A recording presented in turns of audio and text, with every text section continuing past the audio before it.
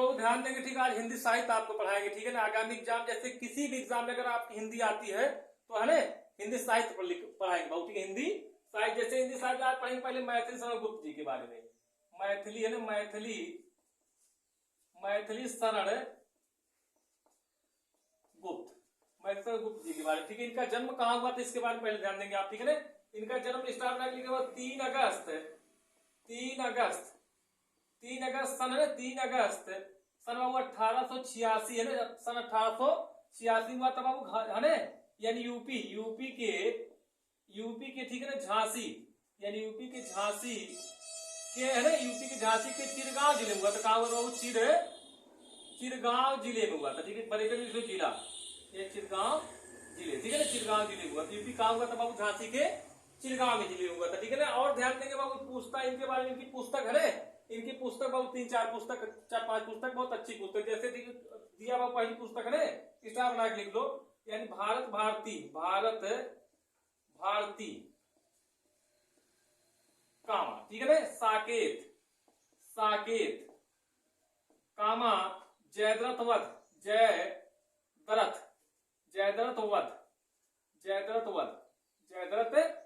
ठीक है ना। कामा लिख लेंगे बाबू, ठीक है ना। नहुस कामा लिख लेंगे, नहुस, ठीक है ना। उसके बाद लिखेंगे बाबू भारती साकेत ने जयद्रथ नहुस, उसके बाद लिखिए यशोधरा, ठीक है ना। यशोधरा बाबू जैसे होता है गद्य और पद्य के बीच, ठीक है ना, मिश्रित चंपू होता है, चंपू काव्य है, चंपू होता है, वैसे यशोधरा क्या है बाबू? यशोधरा मैथिली शरण गुप्त जी की क्या है? चंपू काव्य है, ठीक है ना। चंपू क्या बाबू आपका? चंपू काव्य, यानी बड़े चंपू काव्य है, ठीक है ना, चंपू काव्य, ठीक है ना। ये इसको आप ब्रैकेट में लिख लेंगे, ठीक है ना बाबू। और जैसे हो गया जय भारत, हो गया कामा के जय भारत, ठीक है ना, जय भारत, ठीक है, जय भारत। इतनी पुस्तक बाबू अगर याद कर लेंगे आप तो मैथिली शरण गुप्त के बारे में क्या है, हिंदी आपकी साहित्य एकदम कंप्लीट हो जाए, हिंदी साहित्य, ठीक है ना।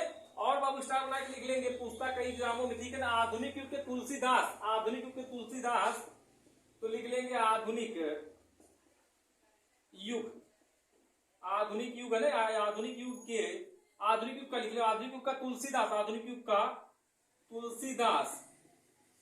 आधुनिक युग का तुलसीदास बाबू कहा जाता है मैथिली शरण गुप्त जी को,